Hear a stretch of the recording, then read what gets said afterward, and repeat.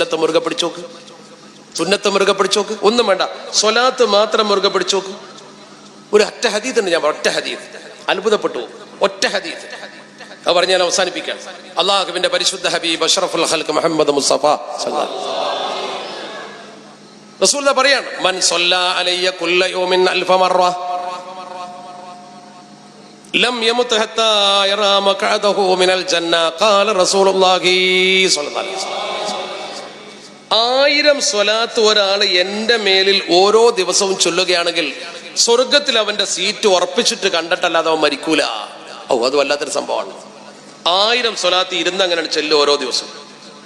1000 സ്വലാത്ത് ഒരു ദിവസം ഒരാൾ ഇരുന്ന് ചെല്ലിയാൽ സ്വർഗത്തിന് സീറ്റ് കണ്ടല്ലാതെ മരിക്കൂല എന്ന് ഉറപ്പാ. വിമർശിക്കുന്നു ചില ആളുകൾ, പഠിക്കാതെ, ഒരാൾ നിസ്കരിക്കാതെ, നോമ്പ് നോൽക്കാതെ, സക്കാത്ത് കൊടുക്കാതെ, ഒരു നല്ല കാര്യം ചെയ്യാതെ, പള്ളിക്ക് പോലും വരാതെ ഒരു വലിയ മാല വാങ്ങി വീട്ടിൽ നിന്ന് ഇങ്ങനെ മരിച്ചിരുന്ന സ്വർഗത്ത് പോവാന്ന് ചോദ്യം.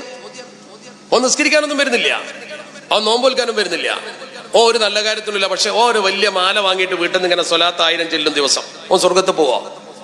ഞാൻ പറയും പോകുന്നു. എങ്ങനെ? പെട്ടെന്ന് അർത്ഥം വെക്കണ്ട, അവൻ സ്വർഗത്ത് പോകും ഉറപ്പാണ്. എങ്ങനെ? സംശയം ഉണ്ടെങ്കിൽ നിങ്ങളൊരു കാര്യം ചെയ്യും.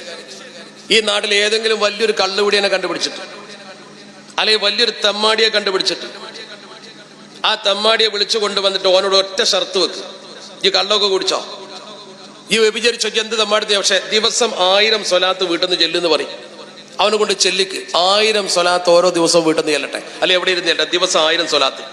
എന്താ സംഭവിക്കുക? അവിടെയാണ് ഹദീത്ത് പഠിക്കേണ്ടത്. ഹദീത്ത് പഠിക്കും പോലെ പഠിക്കണം. ആ ഹദീത്തിനെ വ്യാഖ്യാനിച്ചുകൊണ്ട് മഹാപണ്ഡിതന്മാർ പറയുന്നു, ഈ 1000 സ്വലാത്ത് മനുഷ്യൻ ഇരുന്നണ് ചെല്ലാൻ തുടങ്ങിയാൽ 3 ഘട്ടം വരും. 3 ഘട്ടം ശ്രദ്ധിച്ചോ, 3 ഘട്ടം. വെറുതെ സ്വർഗത്ത് പോകുന്നല്ല ഞാൻ പറഞ്ഞത്.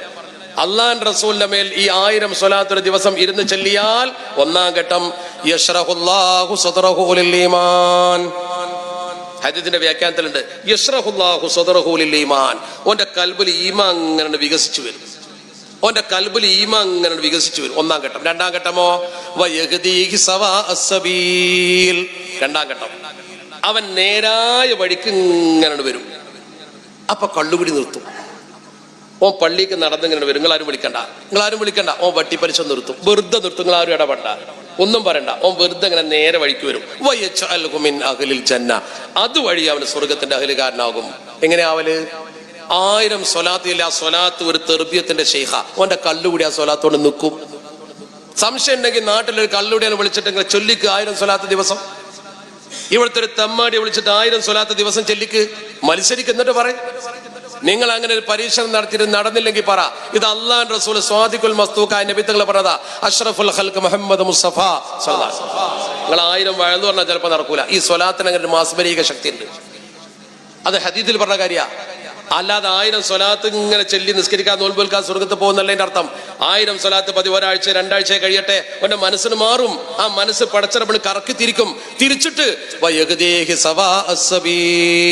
ഹദീസിന്റെ വ്യാഖ്യാനല്ലേ. അങ്ങനെ മനുഷ്യനെ നന്നാക്കുന്ന ഒരു സാധനം വേറെന്താ?